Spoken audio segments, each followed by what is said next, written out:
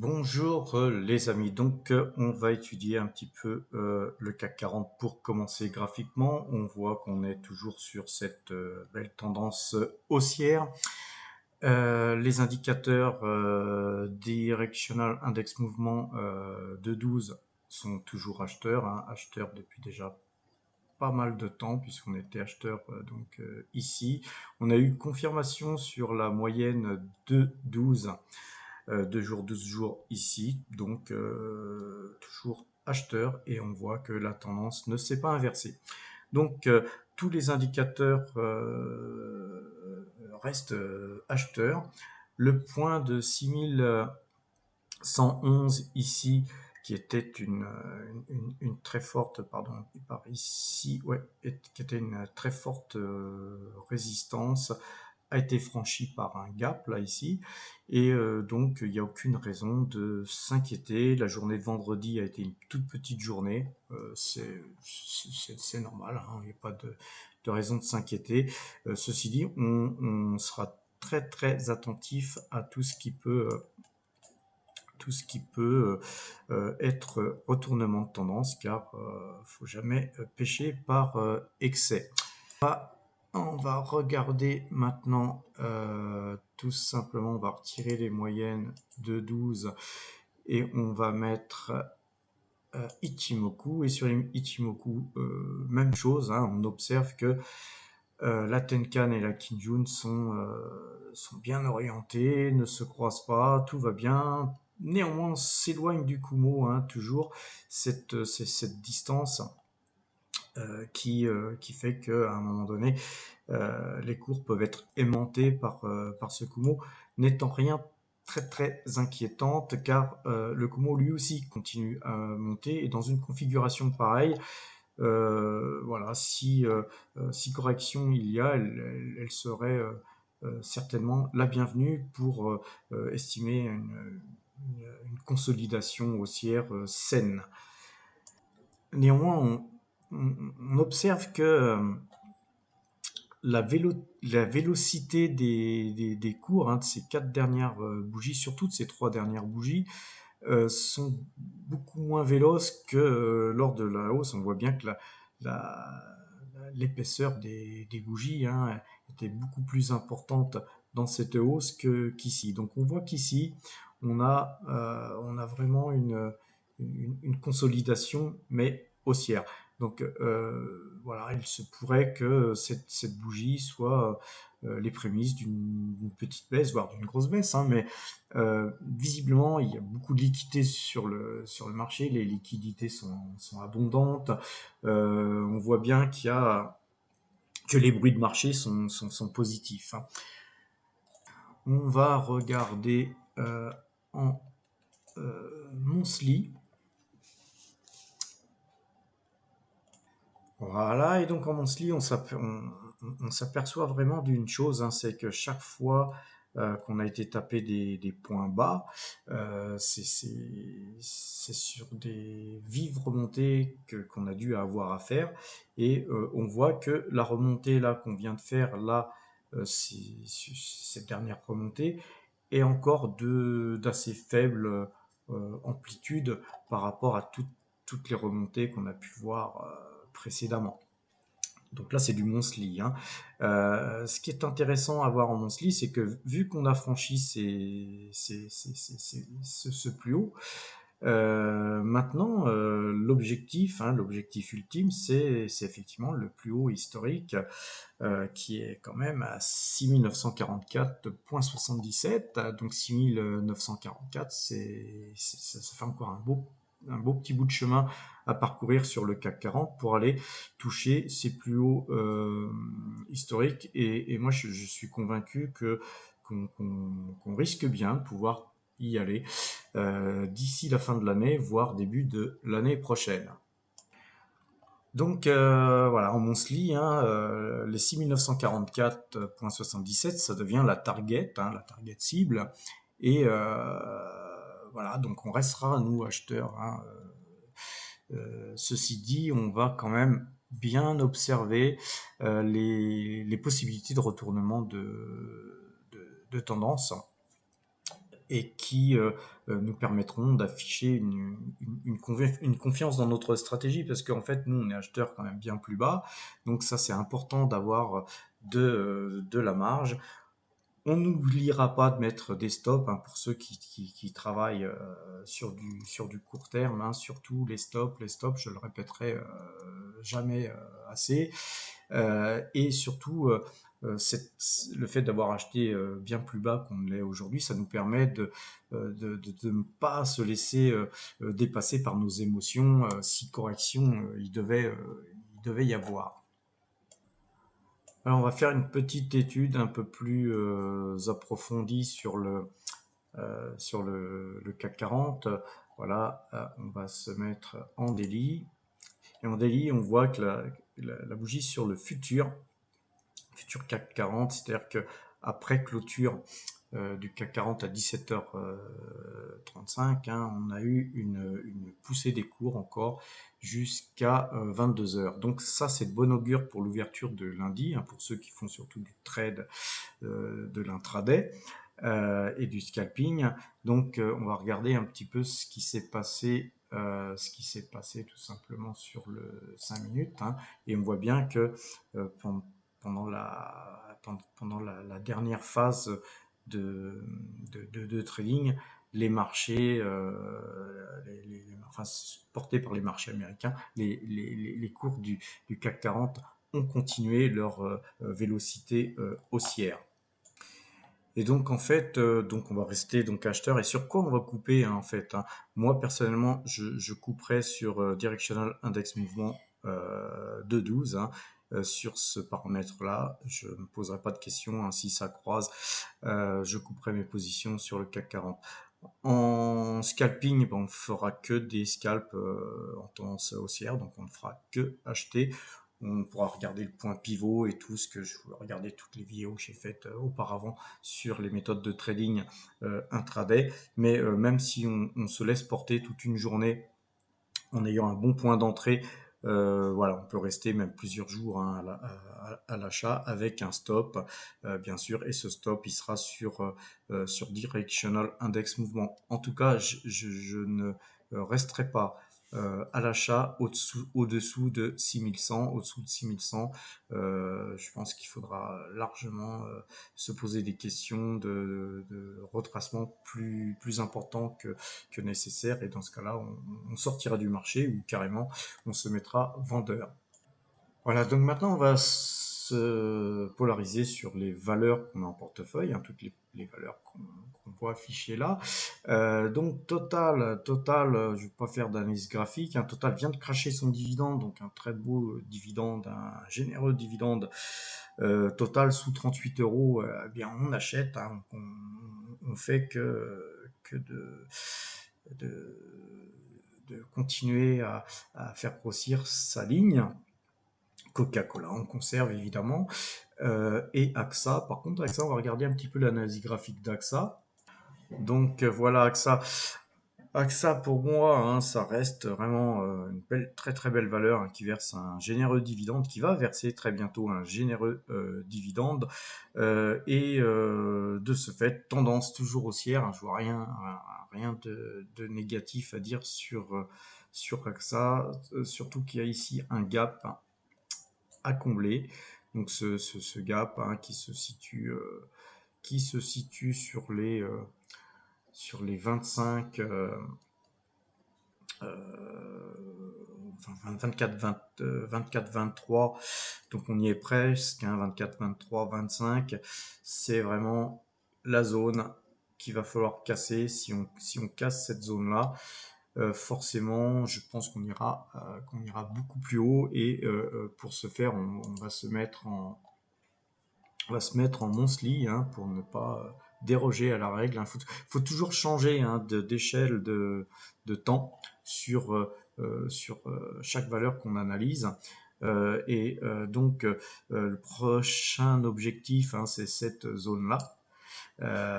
Donc, vous voyez qu'il y a encore pas mal d'argent à gagner sur AXA, hein, si si le scénario haussier continue, comme je le pense.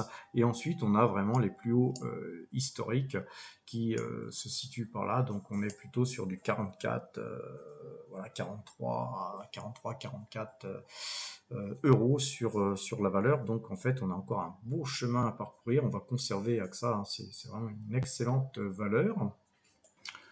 D'autant que sur AXA, si on prend justement les plus hauts, on s'aperçoit qu'on a, en monthly, hein, on s'aperçoit qu'on a justement un joli, voilà, un joli trend là, ici, qui ne demande qu'à être cassé. Alors, je peux vous dire que si on casse ce trend, ça va être chaud, hein, on va certainement bien monter. Et pourquoi? Tout simplement parce que aussi les planètes sont alignées. On est en train de vivre, hein, même si on vit dans la douleur, on va pouvoir vivre comme avant en France, hein, et il ne faut pas oublier qu'en France, on ne vit pas comme ailleurs. Euh, la fin du Covid dans le monde entier, c'est quand même une chose qui commence à voir le jour. Maintenant, on a aussi quelque chose d'intéressant, c'est la hausse des taux, la possible hausse des taux. Les moindres hausses de taux euh, par, par, le, euh, par les banques fédérales, en premier par la Banque fédérale américaine, hein, qui commence à relever ses taux, aura un impact extrêmement important sur cette valeur. Donc, on a les planètes qui sont alignées, fin de Covid, hausse de taux, même si les hausses de taux sont minimes visuellement comme ça, quand on passe de 0 à 1, quelques pourcents, effectivement, ça paraît pas beaucoup, mais en fait, supposons que vous passiez même de 1 à 2, vous doublez en fait la marge sur les taux, et pour une valeur comme AXA, c'est énorme. Donc, moi, je reste toujours acheteur sur cette valeur. Encore une fois, hein, je vous dis ce que je fais, ce n'est pas un conseil, hein, je suis pas votre conseiller financier. Simplement, j'essaie de vous montrer sur quelle valeur je me mets, et je vous explique pourquoi je me mets sur telle ou telle valeur, tout simplement parce que j'y vois une création de valeur, et moi ce que je recherche, c'est de la création pure et dure de valeur, sans plus. Alors, je vous ai parlé de, voilà, Orange, je vais pas y revenir, mais c'est une valeur sur laquelle je commence à me placer.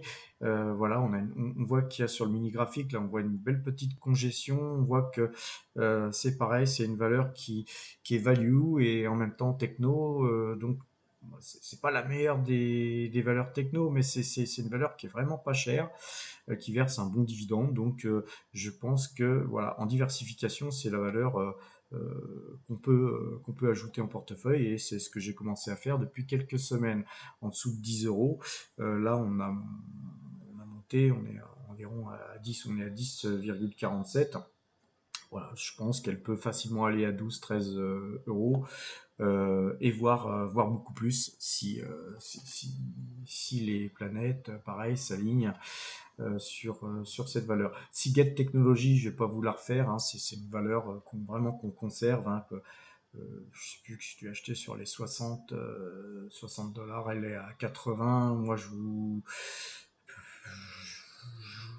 prédis, sans prendre grand risque, du 95-100 dollars. Voilà, mais encore une fois, c'est pas rien n'est sûr dans la vie. Tesla, alors on va regarder un petit peu le graphique de Tesla. Alors Tesla a une valeur hyper spéculative, qu'on joue sur le long terme, hein, dois-je le rappeler. Bon, moi personnellement sur Tesla, quand je regarde le graphique, je me dis que les plus hauts là, sur la base des plus hauts 900 dollars, ça reste quelque chose d'assez facile à atteindre. Maintenant, il faut regarder aussi une chose, hein, assez intéressante sur Tesla, c'est qu'on a eu tout un tas de news faites par Elon Musk, notamment un achat de 1,5 milliard de Bitcoin, la possibilité d'acheter des Tesla en Bitcoin et tout ça, ça a une ça a un gros impact, hein, ça a une grosse incidence sur les cours. Mais ceci dit, on a eu une grosse, là, on voit bien une très grosse prise de bénéfice par rapport à toutes ces bonnes nouvelles qu'il y a eu. Pourquoi? Parce que c'était peut-être un petit peu dans le pipe, hein, c'était dans les cours. Mais regardez un petit peu, ici, c'est plus haut, assez impressionnant qu'on a fait dans une journée pour ensuite se redégonfler. C'est-à-dire que le marché a pricé à un moment donné pas loin de 900 $, à 666 $, pour se redégonfler dans la même journée. Donc vous passez de 870 $ à 715 $ en clôture. Pire ici, dans cette journée, on était même encore plus haut, on était à 873 $ pour terminer en négatif à 615. Donc vous voyez un petit peu la volatilité qu'il y a pu avoir ici. Et je ne serais pas étonné de revoir ce scénario se refaire dans les prochaines semaines, ou tout simplement revenir progressivement sur cette zone, puis celle-ci, et ainsi de suite, jusqu'à revenir sur des plus hauts. Le moment où on aura franchi ces deux plus hauts ici, je pense que ça sera vraiment une impulsion haussière assez forte, qui sera certainement impressionnante au moment où on franchira ces deux plus hauts. Pour l'instant, l'idéal, c'est voilà, de jouer ces plus hauts et puis de voir si on a acheté plus bas. Bon, moi, je suis un peu scotché sur la valeur, mais pas tant que ça. Donc, on conserve sur le long terme, notamment, puisqu'il y a quand même, moi, j'observe de très très bonnes nouvelles sur le titre. Et hormis le fait que je vois de plus en plus de Tesla dans Paris, hein, moi j'habite Paris, je vois de plus en plus de voitures Tesla dans Paris, je vois des taxis Tesla, je vois quand même pas mal de voitures Tesla, donc je me dis que c'est quand même un bon signe pour la valeur. Là, dans l'Automobile Magazine, vous avez un petit topo sur les immatriculations des véhicules électriques neufs, particuliers en France, et le nombre d'exemplaires donc immatriculés, donc vendus en fait, hein. Et on voit que Tesla a pratiquement immatriculé 4 fois plus de voitures que Peugeot, ou 4 fois plus que la Renault, la Peugeot E 2008, hein. On compare des voitures électriques, hein. On compare pas on compare pas du tout les voitures thermiques, hein. Mais on voit que dans le domaine de l'électrique, qui est le marché le plus porteur de ces prochaines années, on voit que Tesla fait plus que la Renault E 208 et la Renault Zoé. La Renault Zoé est quand même une voiture qui était pas mal vendue. Donc, en tout cas, c'est le top, hein, elle est en top list, hein. C'est la société qui vend le plus de voitures électriques et de voitures électriques euh, pures électriques, hein, pas des voitures qui roulent à l'électricité et à l'essence. Là, vous êtes vraiment dans des voitures électriques telles que l'avenir dessine en fait les voitures du futur. Donc, on voit bien que, par exemple, même Nissan, par exemple, la Nissan Leaf, c'est seulement 507 unités. Alors, il faut se poser des questions. Pourquoi, effectivement, Tesla affiche un si bon résultat? Tout simplement parce qu'il y a une demande, et que certainement que le modèle Tesla apparaît, au moins aux yeux des acheteurs, le modèle le plus intéressant à acheter. Donc à suivre, hein, ça c'est le marché français. Ce qu'il faut voir, c'est que, bon, je ne parle pas du marché chinois qui a explosé dernièrement, mais voilà, je pense que Tesla en Chine va certainement nous surprendre, sachant que c'est le plus gros marché mondial. Donc à suivre. En tout cas, moi je reste très positif sur la valeur, malgré que la valeur soit excessivement chère. Effectivement, on joue là. Regardez, moi, la dernière vidéo que je vous ai fait sur Tesla, même s'il y avait quelques petites erreurs techniques sur les chiffres, globalement, vous comprendrez pourquoi je reste acheteur sur cette valeur. Et on va revenir sur le graphique justement de Tesla, puis on va étudier un petit peu justement Ichimoku, et on s'aperçoit que justement euh, ce mouvement baissier là sur Ichimoku fait que en fait, il faudrait qu'on arrive à casser la zone du Kumo qui redevient très fine en fait par ici. Donc je pense que si on cassait le Kumo là dans les prochains jours, on aurait certainement un très très beau mouvement haussier. On a vu que là, dans cette période-là, c'était quasiment impossible, sauf excellente bonne nouvelle, de casser. Donc ça a buté. Et là, je pense que ça va certainement, il y a grande chance que les cours aillent franchir le Kumo. Et là, pour ceux qui ne sont pas dans la valeur, ce sera certainement le moment opportun de pouvoir rentrer dans dans cette valeur, encore une fois, sur un objectif moyen très long terme. Alors voyons un peu graphiquement maintenant GTT, Gaz Transport et Technigaz.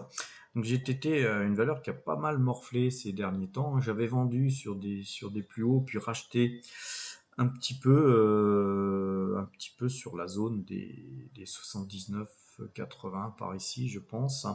Et puis ensuite, elle a décroché. Donc, alors, moi, sur cette valeur, je joue vraiment le dossier, hein. Graphiquement, effectivement, ça nous permet de mieux nous positionner. Donc, moi, je me suis remis, hein, sur cette valeur, sur cette baisse, hein, un petit peu, donc très très légèrement, parce qu'il n'y a toujours pas de signe de velléité haussière, hein. C'est toujours baissier. Ceci dit, le dossier est quand même très intéressant. Moi, j'ai des objectifs sur 85, 90 euros là-dessus, hein.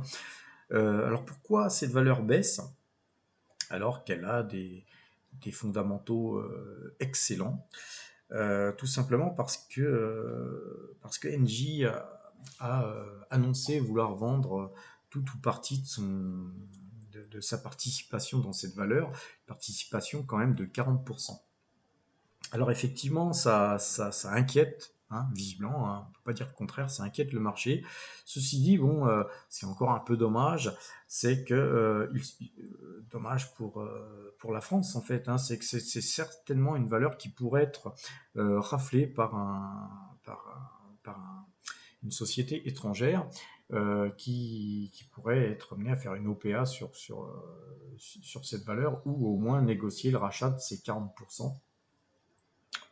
Et quand on saura qui va racheter ces 40%, certainement que cette valeur repartira à la hausse une fois qu'on aura en fait gommé toutes ces incertitudes. Alors, moi personnellement, peu importe qui va racheter ces 40%, je regarde les fondamentaux. Je pense que c'est encore vendredi, jeudi ou vendredi, que la société a annoncé encore un contrat en Corée. Enfin bon, c'est une société qui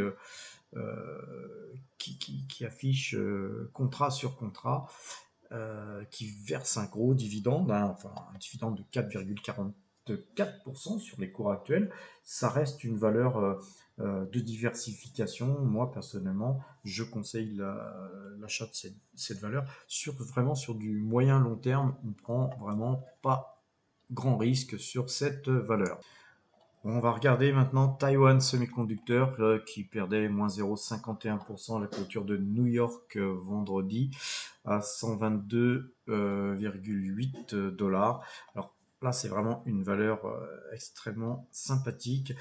Néanmoins, on a eu un petit mouvement enfin, un gros mouvement de baisse dernièrement qui m'a permis de me replacer sur cette magnifique valeur.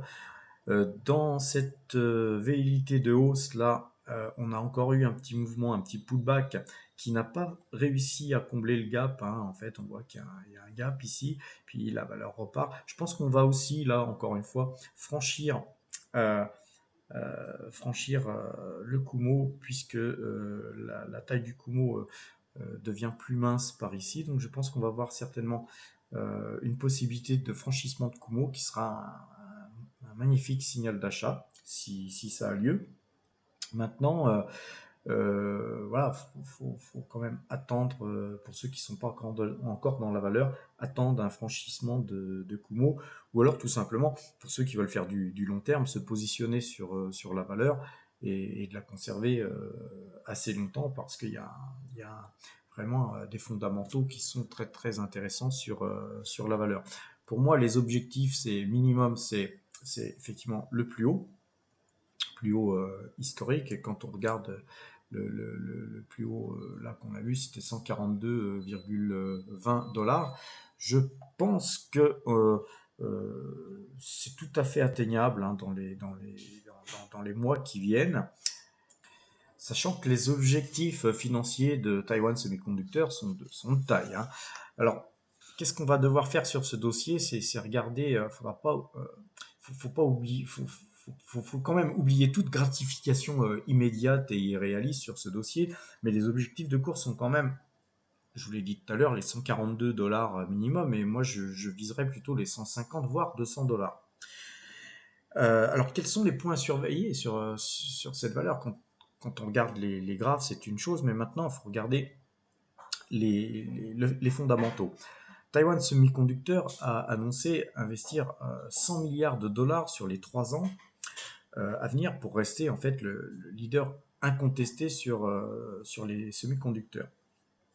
C'est pas rien, hein, mais ça, effectivement ça risque de peser aussi sur les bénéfices puisque les investissements sont colossaux. Par contre, les marges, elles aussi, sont colossales. Donc,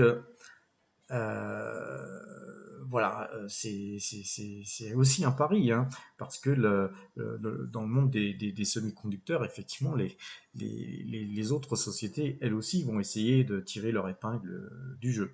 Mais je dirais qu'avant tout, faut regarder ce qu'ont annoncé les USA il y a peu de temps, et notamment le fait d'approfondir les relations avec Taïwan.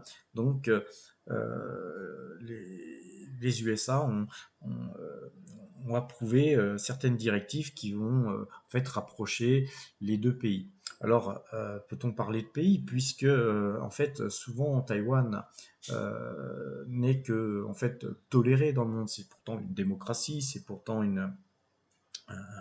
un pays où il se passe beaucoup de choses très très positives. D'ailleurs, on voit bien qu'aujourd'hui, le monde entier commence à lécher les bottes à Taïwan, hein, tout simplement parce que le monde entier a besoin de semi-conducteurs. Alors c'est assez amusant de voir ça. Il y a quelques années, Taïwan était un peu pestiféré, tout le monde léchait les bottes à la Chine. Mais voilà, on va dire que certains pays, certaines sociétés ont un arrière-goût de léchage de bottes de la Chine. Et aujourd'hui, peut-être que le monde commence à prendre conscience de la dangerosité de ce pays, de la politique de ce pays. Et effectivement, surtout que dans un contexte de provocation intensive militaire, chinoise autour de l'île. Effectivement, les bruits de bottes se faisant entendre, certains pays commencent à prendre peur de voir la Chine s'accaparer de Taïwan et donc des semi-conducteurs qui sont et qui seront le pétrole du futur. Et le dernier point, c'est effectivement cette pénurie de semi-conducteurs qui est pertinent et qui me laisse à penser que les marges sur les semi-conducteurs ne vont faire que se tendre et s'améliorer, donc se tendre vers le haut, hein, et globalement, il se pourrait que Taiwan Semiconductor cette année affiche des résultats exceptionnels malgré les investissements qui, je le rappelle, 100 milliards c'est beaucoup, mais seront étalés sur 3 ans. Sachant que dans ce monde-là, on a beaucoup de subventions. Il est possible que les pays qui veulent voir s'implanter les usines Taiwan Semiconductor sur leur sol subventionnent tout parti de ces investissements. Et ça, bon, l'avenir nous le dira. En tout cas, très très belle valeur à mettre en portefeuille si on ne l'a pas. Et on peut continuer à étoffer sa ligne surtout si on franchit le Kumo qui, on va dire, qui se situe entre 125 et 126. Puis maintenant, on va voir une valeur intéressante qui s'appelle Realty Income Corporation. C'est une valeur qui a perdu 0,34% la vendredi dernier, 65 $,19. Alors, on va regarder un petit peu le graphique. Et on voit là qu'on est dans un range. Donc, on voit bien qu'on a eu une très forte baisse là durant le Covid. Une valeur qui était bon, malheureusement, moi j'avais plein de choses, plein de dossiers en cours et beaucoup de choses à surveiller, beaucoup de trucs à faire, et effectivement j'ai pas fait Reality Income effectivement, mais j'ai fait d'autres dossiers qui étaient très sympas, comme Tupperware, comme Kodak, et puis Total sur des plus bas, et puis d'autres valeurs aussi. Donc effectivement on pouvait pas tout faire pour ceux qui m'ont suivi à cette époque-là, qui j'espère ne sont pas déçus des gains qu'on a pu faire pendant cette période. Par contre, Realty Income aujourd'hui, là, est dans un range. Et moi j'aime bien ce genre de range, parce que sur ce type de range, qu'est-ce qu'on a? Qu'est-ce qu'on peut jouer, hein? D'abord, c'est que sur des points bas, là, ici, bah on achète, puis sur les points hauts, on vend. C'est-à-dire que là, sur ces points-là, on peut acheter, on peut acheter, on peut acheter. Et puis, quand on arrive sur ces points-là, où bon, là, on n'y a pas été, mais on n'est pas obligé d'acheter ou de vendre hein, au plus haut, au plus haut. Hein. On peut, si on achète, et d'ailleurs, on achète rarement au plus bas aussi. Mais même si vous achetez, par exemple, là, par exemple, à 58, rien ne vous empêche à vendre à 64 ou 63 ou 60, etc., etc. Euh, et là, on voit une belle orientation haussière. Moi, j'aime bien cette valeur. En tout cas, je commence à la mettre. J'ai commencé à la mettre en portefeuille. Donc, petite ligne. Je vais vous expliquer pourquoi. Je ferai une vidéo hein, spécialement sur cette valeur à un moment donné. Mais c'est une valeur qui verse un dividende mensuel. D'ailleurs, c'est une des seules valeurs, on va dire, à le faire. Et c'est surtout, je pense, la valeur la plus intéressante à mettre en portefeuille dans celle qui verse des dividendes mensuels. Donc, que peut-on dire de cette valeur? Premièrement, elle est intéressante parce qu'elle verse un dividende mensuel et qu'on n'a pas encore atteint les plus hauts. Les plus hauts, là, ils sont quand même sur du 84-92. Si on va chercher plus loin, je regarde, non, on n'a pas plus haut, donc c'est 84-92, donc en gros, il y a pratiquement 20 dollars à faire sur la valeur, en imaginant qu'elle aille retoucher ses plus hauts, ce que je ne doute pas. Tout dépend du timing, on va pas s'étendre sur le quand cette valeur va atteindre ce point, mais il est fort à parier que ce soit le cas. Alors maintenant, quand on regarde dans la partie finance de cette valeur, on s'aperçoit que cette valeur a un rendement de 4,37%. Elle a un PER extrêmement élevé de 47, mais un rendement de 4,37%. Et puis c'est une valeur qui distribue depuis. Enfin, c'est pas une valeur. C'est une valeur king, queen, tout ce que vous voulez. C'est une valeur qui verse. Je crois que ça fait plus de 30 ans qu'elle verse un dividende qui augmente sans discontinuer. Donc c'est vraiment une valeur qu'on peut mettre en diversification de façon, en tout cas moi personnellement, de façon à pouvoir lisser ces dividendes, et je vais vous expliquer un petit peu la manière de pouvoir lisser ces dividendes.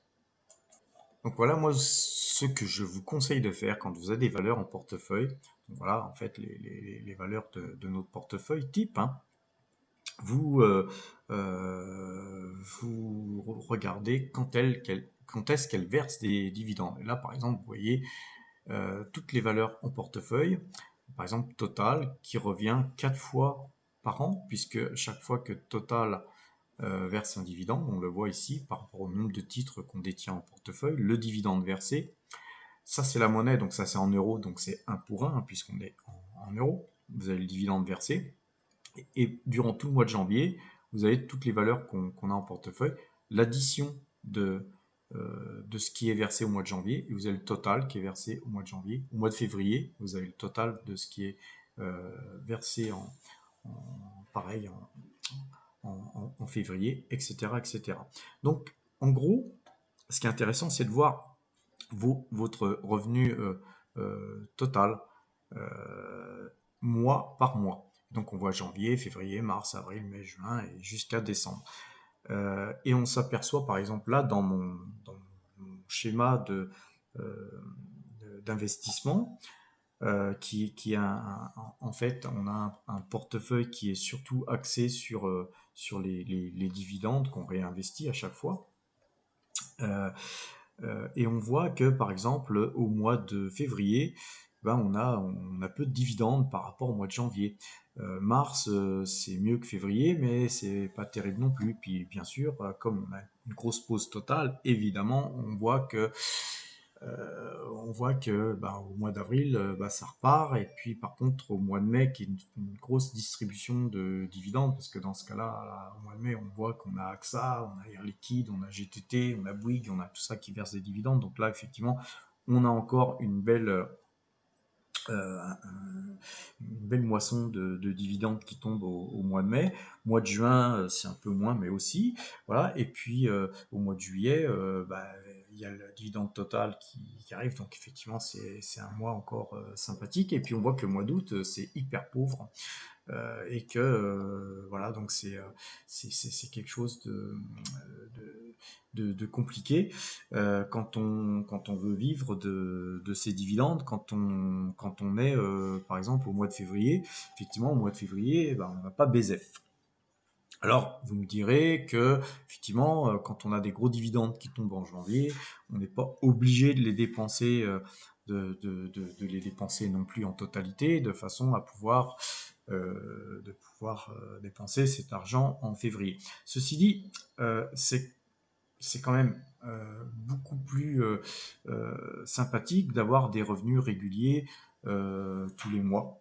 Et effectivement, d'essayer de diminuer cet écart qu'il y a entre les mois qui sont extrêmement favorables et les mois qui sont extrêmement pauvres, a du sens pour moi, hein, puisque je m'approche de la retraite. Voilà. Donc vous voyez d'ailleurs sur ce schéma que Pfizer ne figure plus, mais elle est en rouge. Pourquoi? Parce que je pense m'y remettre tranquillement dès que possible. J'avais besoin de liquidité pour faire du Taiwan Semiconductor notamment. Mais voilà, ce qui est important, c'est de vous faire d'investir d'abord dans des valeurs dans lesquelles vous croyez, d'une part, et dans des valeurs où vous avez soit des objectifs de très forte croissance, voire d'hypercroissance, comme par exemple, je le disais tout à l'heure, Tesla, ou des valeurs où vous n'avez pas de dividendes, ou très très peu. Mais ce qui est important, c'est de viser vraiment une grosse croissance, ou de viser du dividende. Moi, je choisis une stratégie de dividende avec quelques valeurs avec une très très forte croissance possible, mais je ne garde vraiment qu'une petite allocation d'actifs sur ce type de valeur, de façon à doper un petit peu mes résultats, comme je le fais d'ailleurs sur d'autres allocations d'actifs, comme les bitcoins, qui bien sûr ne figurent pas dans dans le schéma que je vous présente comme ça. Donc voilà, je vous conseille de faire un petit fichier Excel qui vous permettra d'avoir une vision globale sur ce qui vous tombe tous les mois. Ça, c'est important de voir un petit peu ces dividendes grossir de mois en mois, de trimestre en trimestre, d'année en année, parce qu'effectivement, on commence souvent à forger un capital avec des sommes, ceci dit, petites, mais voilà, il faut les faire grossir de façon à pouvoir espérer en vivre. Donc on va terminer ce petit tour des marchés par les crypto-monnaies. On va commencer par le Bitcoin, qui est vraiment le marché directeur hein, des crypto-monnaies. Hein, la valeur Bitcoin vraiment dirige le marché. Alors, qu'est-ce qui se passe sur le Bitcoin hein? Comme je vous l'avais dit la dernière fois, moi je suis pas mal sorti du marché. Pourquoi? Parce que là, on voit bien qu'il y a une chape, vraiment une grosse chape de plomb sur, sur le Bitcoin. Et tant qu'on ne cassera pas cette zone, et cette zone-là qui est en euros, qui est à 50, on va dire 51 000 euros. Hein. Tant qu'on casse pas les 51 000 euros, on ne verra pas le Bitcoin avoir des velléités très haussières comme on a pu le voir lors des fortes hausses. Hein. Je veux dire par là qu'on ne verra pas du 15-20% par jour tant qu'on franchira pas cette zone. Par contre, attention, si on franchit cette zone, ça risque d'être explosif et ça peut aller, voilà, comme tout le monde voit les points beaucoup plus haut, soit 75 000, 100 000 dollars. D'ailleurs, on va se mettre en dollars, tiens, tout de suite, ça sera que mieux. Et donc, en dollars, on voit bien que le marché, en fait, si on casse, on va dire, les 61 000 dollars, hein, eh bien, le marché va certainement monter très, très fortement. Par contre, si on continue à buter là-dessus, il faut s'attendre à une correction. Alors, de quelle ampleur à déterminer. Là, on va regarder Fibo, hein, mais a priori, on sent bien que le marché, on n'est pas dans une forte baisse. Là, on sent bien que le marché tient bien. Donc, quoi dire de plus hein, attendons de voir si franchissement il y a par ici. Si ça franchit par ici, sur 61 000 dollars, il faudra effectivement se remettre dans le bain et voilà, va falloir faire très attention parce que quand je dis se remettre dans le bain, ça peut aussi finir en bain de sang tout ça. Et donc, il faut être très très technique hein, sur les crypto-monnaies. Il ne faut pas rester comme ça, acheter à des sommes pareilles et puis se dire voilà, je vais moyenner mon prix si ça baisse, à moins que vous investissiez des toutes petites sommes dès le départ. Donc, quels sont les redressements possibles? On voit bien là un redressement tout à fait possible là, sur cette continuité haussière et franchissement des 61 000 dollars et continuité, pourquoi pas jusqu'à 100 000 dollars. Par contre, effectivement, si le Bitcoin ne franchit pas ses objectifs et continue à végéter dans ces eaux-là, je pense que les 53 100 dollars, disons les 53 000 dollars, seront certainement une zone sur laquelle il pourrait y avoir un pullback avant de repartir. Mais plus grave, on pourrait voir ces zones ne pas tenir. Parce qu'il ne faut pas oublier qu'il y a beaucoup de gens qui ont acheté beaucoup plus bas et qui ont des bénéfices à prendre. Donc ça, il ne faut pas non plus l'occulter. Et donc un retracement sur les 48 485 dollars, voire les 44 000 dollars, me paraît pas quelque chose d'irrationnel. Donc par contre, effectivement, si vous achetez sur la zone des 60 000 et puis qu'on retrace jusqu'à 44 000, suivant l'argent que vous aurez investi sur le Bitcoin, vous risquez effectivement d'y laisser des plumes. Donc il faut être très très vigilant sur vos points d'entrée. Et moi, ce que je préconise, hein, si vous avez suivi mes vidéos sur le Bitcoin, ce que je préconise, c'est d'acheter d'une manière rationnelle, petit à petit. Bon, rappelez-vous, hein, quand on a cassé les 20 000, quand on a cassé les 20 000 dollars.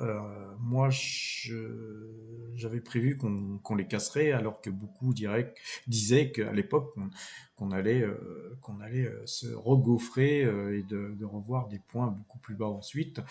J'avais donné des objectifs qui paraissait irrationnel à ce moment-là, qui était, je crois, de mémoire dans les 40 000 dollars. Et quand on a franchi les 40 000 dollars, j'ai aussi donné cet objectif de 60 000 dollars qu'on a atteint. Et donc tous ces objectifs, les uns après les autres, qui étaient quasiment à quelques dollars près quand même, les plus hauts qu'on a atteints successivement, à chaque fois qu'on a franchi les niveaux, les niveaux que j'avais donnés, on a atteint des objectifs graphiques qui étaient très beaux et assez facilement prévisibles, je dirais. Alors qu'aujourd'hui, la prévision doit s'affiner et la prévision devient excessivement difficile parce que il y a tout un tas d'acteurs qui rentrent sur ce marché et notamment surtout des gros acteurs et des acteurs notamment des banques ou des très très gros intervenants.